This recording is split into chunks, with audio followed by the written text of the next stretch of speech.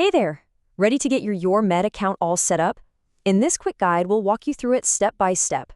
So this is for you if you're registering with a professional email address or really any email that isn't a Google account. It's a really fast and simple process, so let's just dive right in. Okay, first things first. You'll need to choose how you want to log in. When you get to the main login screen, you'll see a couple of different options. Since we're not using Google here, you're going to want to click the button that says email/password. Perfect. Now it's time to actually create the account itself. On this screen, since you don't have an account yet, you'll need to look for that small link right below the Sign In button. See it? Go ahead and click Create One to get started.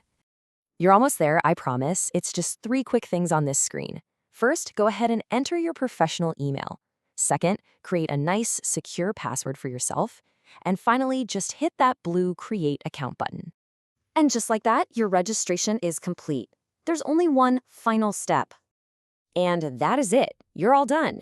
Your account has been created successfully. Now you can just use the email and password you just set up to sign in and get started. Congratulations on getting set up. We are so excited to have you on board. Welcome to UR Med.